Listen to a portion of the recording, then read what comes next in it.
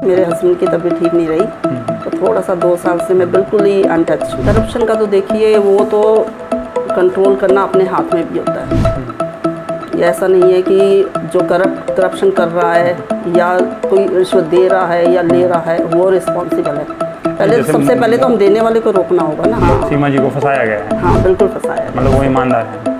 मैं मानती हूँ, वो तो हमारी बेटी है। एक बात बताइए, काम करने वाले कौन है? किसान है। उनके ऊपर आप बिना पूछे बिना कुछ कहे लॉ बना देते हैं। क्या उनका फर्ज नहीं था कि उनसे एक दफ़ा राय ली जाती?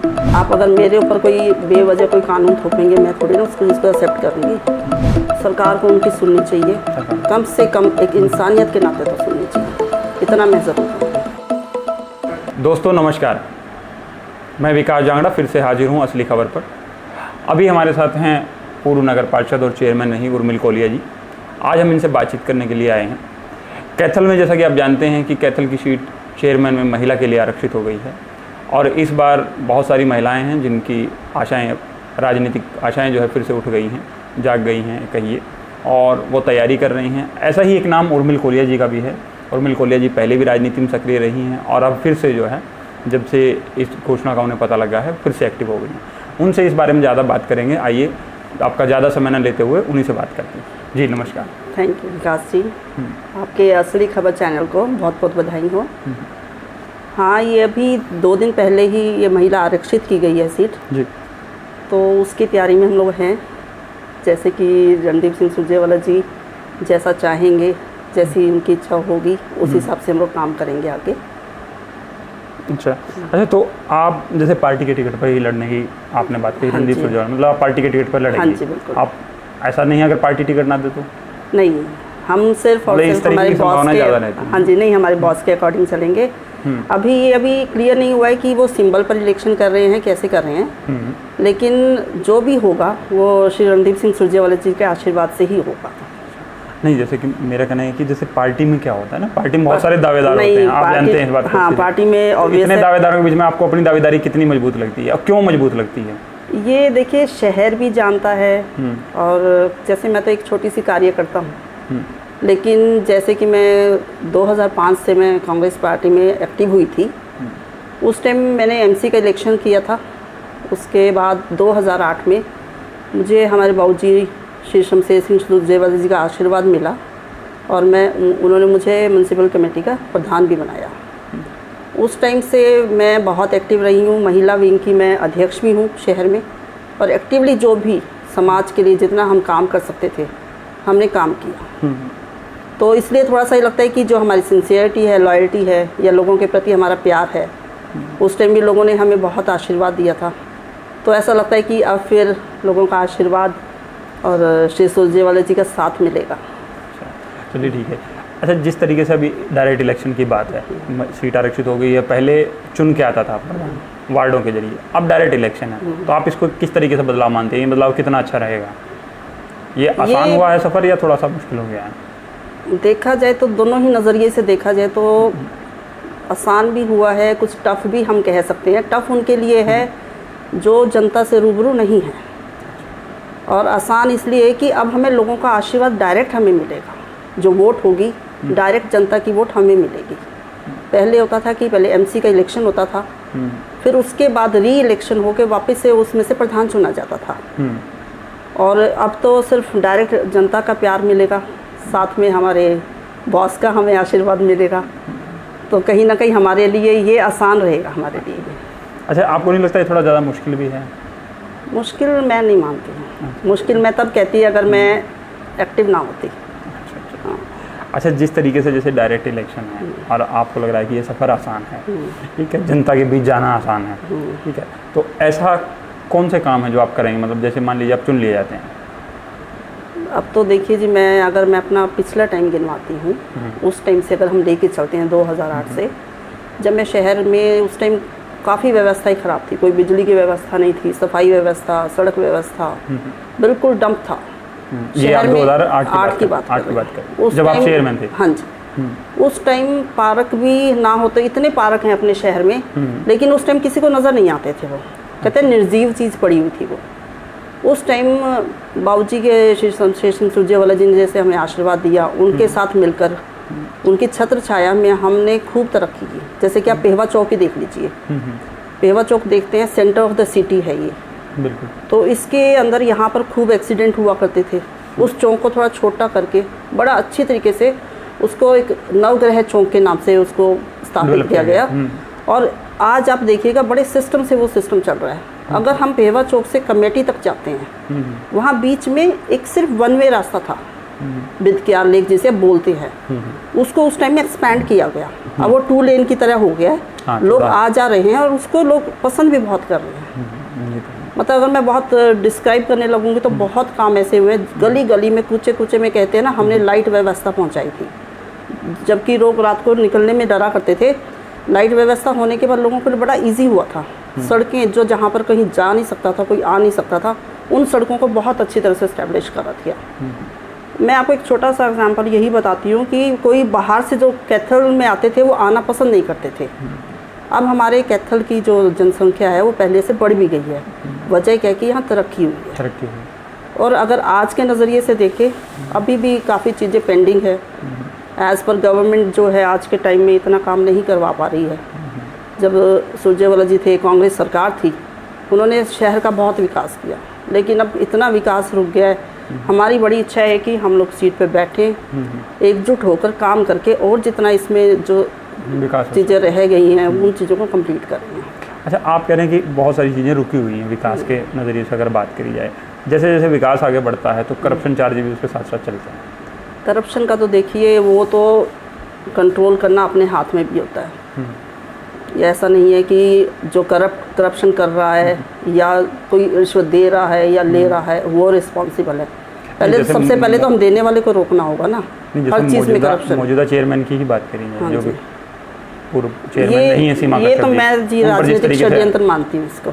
अच्छा, आप मानते हैं कि सीमा जी को फंसाया गया है? हाँ, बिल्कुल फंसाया गया। मतलब वो ईमानदार हैं? मैं मानती हूँ। अच्छा, तो ये आप किस लिए कह रही हैं? आपकी उनसे दोस्ती है या ना? आपने देखा मुझे उनके साथ? नहीं, जैसे सीमा जी, नहीं ऐसी बात नहीं है। नहीं, तो चलो मजाक की बात है, एक ही पार्टी के हैं इसलिए? नहीं, ऐसी बात नहीं है। क्योंकि वो तो हमारी बेटी है। देखो, हमने उसको देखा है, सिंसियरिटी है, उन लोगों ने काम भी किया।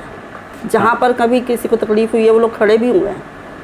ये कुछ इन लोगों की आपस की मिसअंडरस्टैंडिंग हुई है या कुछ एक षड्यंत्र रख लीजिए, कुछ भी हो सकता है। तो उसको हम सिर्फ एक राजनीतिक षड्यंत्र की तौर से देख रहे हैं। अच्छा, षड्यंत्र जहाँ तक ठीक है, आपकी बात हो सकता है, मान लीजिए हमने मान लिया षड्यंत्र है, तो पैसे उनके हाथ में कैसे मिल गए? मतलब विजिलेंस ने पकड़ा है उनको पैसे लेते हुए, पिताजी को और उनको। अब देखो, आप इंटरनल जो है, इंटरनल नहीं बता पाएंगे कि आप क्या हुआ था, ठीक है ना। जब आपको किसी को फंसाना होता है, आप कोई भी किसी भी तरीके से कोई भी रीज़न बना सकते हैं।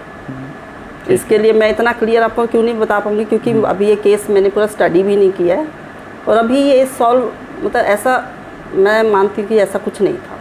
तो आप इसको मतलब एक राजनीतिक षड्यंत्र मानते हैं? बिल्कुल मानते हैं। अच्छा, ये तो हुई बात जो है करप्शन चार्जेज की और उनकी।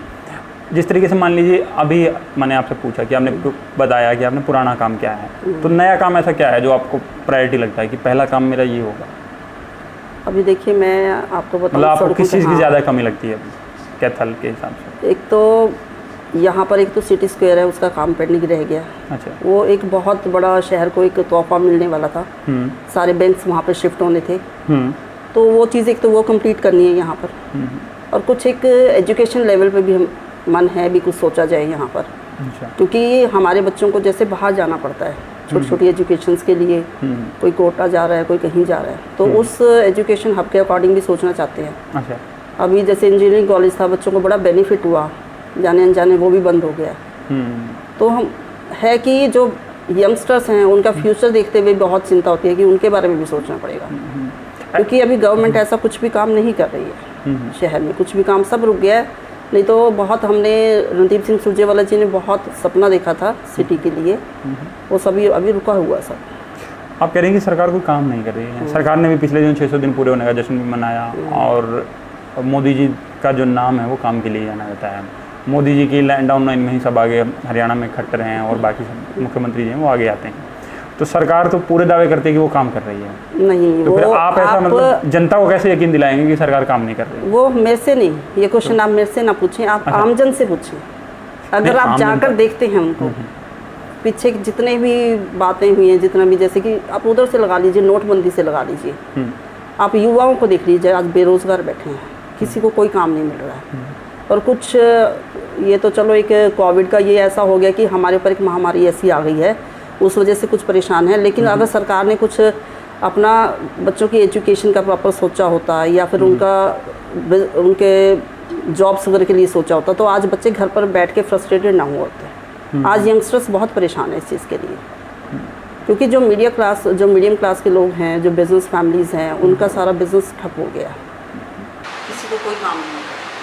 और कुछ ये तो चलो एक कोविड का ये ऐसा हो गया कि हमारे ऊपर महामारी ऐसी आ गई है, उस वजह से कुछ परेशान है। लेकिन अगर सरकार ने कुछ अपना बच्चों की एजुकेशन का प्रॉपर सोचा होता है या फिर उनके जॉब्स वगैरह के लिए सोचा होता, तो आज बच्चे घर पर बैठ के फ्रस्ट्रेटेड ना हो।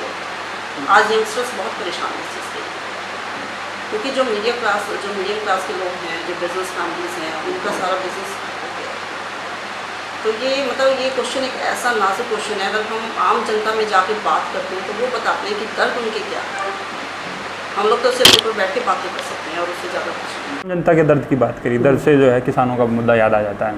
तो किसानों का मुद्दे का आपको क्या लगता है कि किसानों की मांग सरकार को उनकी सुननी चाहिए, कम से कम एक इंसानियत के नाते तो सुननी चाहिए, इतना मैं ज़रूर कहूँगी। अच्छा, इंसानियत के नाते सुननी चाहिए, मतलब कानून ठीक है? हाँ, नहीं, कानून ठीक नहीं है। एक बात बताइए, काम करने वाले कौन है? किसान है। उनके ऊपर आप बिना पूछे, बिना कुछ कहे लॉ बना देते हैं। क्या उनका फ़र्ज़ नहीं था कि उनसे एक दफ़ा राय ली जाती?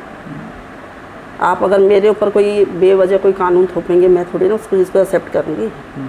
वो तो आपके अन्नदाता हैं, इस देश को चलाने वाले हैं, वो उनको आप फोर्स तो नहीं कर सकते ना किसी चीज़ के लिए। मतलब हम सरकार से ये रिक्वेस्ट करते हैं कि वो फोर्स ना करें किसी चीज़ के लिए, मिलजुल के काम करें उनके साथ। ठीक है। अन्नदाता तो सड़कों पर भी है पिछले 6-7 महीने से, बहुत दिन से वो है, वो पूरा एक्टिव भी है, ठीक है, लेकिन हमें आपको इतना एक्टिव नहीं दिखा। मैं गई हूँ बॉर्डर पे, मैं जाके कैसे माना जाए कि आप नहीं ज़रूरी नहीं होता कि सोशल मीडिया पे आना ज़रूरी है। नहीं, मैं पब्लिक की बात कर रहा हूँ, जिस तरीके से अभी आप चेयरमैन पद के लिए दावेदारी ठोक रही हैं, थोड़ा सा कुछ जनता को अपने पर्सनल रीजंस हो जाते हैं कि मैं एक्टिवली नहीं हो पाई थी, मेरे हस्बैंड की तबीयत ठीक नहीं रही, तो थोड़ा सा 2 साल से मैं बिल्कुल ही अनटच हूँ। तो कहा जाता है कि जनता की याददाश्त बड़ी कमज़ोर है, तो नहीं, जनता को दोबारा से याददाश्त दिलाने के लिए ज़रूरी है कि आपको एक्टिव दिखना है ना। जब तो अच्छा, एक बताइए आप, जब लास्ट इलेक्शन था, अभी 2-2.5 साल पहले ही वो इलेक्शन हुआ है MLA के, तो एक्टिवली मैं ही शहर में घूम रही थी, सब जानते हैं मुझे। अच्छा, चलिए ठीक है। एक हमने एक बार थोड़ा सा नया प्रयोग करने की सोच रहे हैं, अगर आपकी इजाज़त हो तो हम एक रैपिड फायर नहीं नहीं, इसमें डर लगता है। नहीं, पूछिए आप। अच्छा, क्योंकि मैं ज़्यादा नहीं, पाँच ही क्वेश्चन है, ज़्यादा नहीं। तो राहुल और मोदी में से किसको चुनते हैं आप? राहुल। अच्छा, किसान और सरकार में से? किसान। केजरीवाल, अरविंद केजरीवाल, भूपेंद्र सिंह हुड्डा और मनोहर लाल खट्टर में से? हुड्डा जी। अच्छा, राजनीति और व्यापार में से? राजनीति। और पैसे और शिक्षा में से? शिक्षा आप मैं खुद मास्टर्स हूँ, शादी के बाद पढ़ा है मैंने। मैं बहुत प्रायोरिटी देती हूँ। ठीक है। तो आपकी प्रायोरिटी शिक्षा है, तो आप हम मतलब अगर चुने जाते हैं, ऐसा मान लें, अगर चुन लिए जाते हैं, तो आपकी प्रायोरिटी शिक्षा रहेगी यहाँ? हाँ जी, बिल्कुल रहेगी, क्योंकि मैं लोगों के बीच में जाना चाहती हूँ। कुछ मैं थोड़ी सी फ्री भी हो गई हूँ, जैसे थोड़ा सा होता है कि एक लेडीज़ के लिए, तो मेरा बहुत मन है। इवन आप, मैं छोटा सा एग्जाम्पल, किस तरीके का मतलब आप शिक्षा में प्रोजेक्ट लाने की सोच रहे हैं? कुछ बहुत आइडिया हो जाए हमारे दर्शकों को भी, जनता को भी मोटिवेट करना है हमने शिक्षा के लिए, क्योंकि मैं अभी भी देखती हूँ, जैसे हमारी मेड्स हैं या छोटे लोग हैं, वो बच्चों को अभी भी लेबर की तरफ लेके चलते हैं, जस्ट किस लिए कि उनके पास घर में पैसा नहीं है, उनकी नीड पैसा है। उस चीज़ के लिए हम छोटे छोटे घरों में लोगों से कांटेक्ट में आएंगे, जाएंगे, उनसे बात करेंगे बच्चों को, ताकि देखो फ्री शिक्षा का तो है, तो उसी फ्री शिक्षा के थ्रू या कैसे भी हम लोगों को मोटिवेट करेंगे पेरेंट्स को, क्योंकि हमें पता है कि आज के टाइम में शिक्षा बहुत बड़ी चीज़ है। शिक्षा ज़रूरी है, बहुत ज़रूरी है, बहुत ज़्यादा। ये आपकी बात सही है। तो दर्शकों, इसी नोट पर कि शिक्षा बहुत ज़रूरी है और शिक्षा ही आपको जीवन में आगे लेके जाएगी, और जैसा कि उर्मिल कोलिया जी ने भी शिक्षा को ही चुना है, और उम्मीद है अगर वो चुने जाते हैं और जनता से किए वादे वो पूरे करते हैं, तो वो शिक्षा में कैथल में एक बार फिर जो है पहचान होगी, कैथल में शिक्षा के नाम से, और शिक्षा का कुछ खास प्रोजेक्ट लेकर आएंगे, वो अभी बताने से झिझक रही हैं या वो छुपा के रखना चाहती हैं, वो यही जानते हैं। कुछ सरप्राइजेस भी होने चाहिए। सरप्राइज भी होने चाहिए। ठीक है, तो आप लोग भी बने रहिए हमारे इसी चैनल पर और इसी तरह खबरें देखते रहिए, चैनल लाइक करते रहिए। आपके लिए फिर हम किसी नई शख्सियत के साथ मिलेंगे। धन्यवाद। Thank you.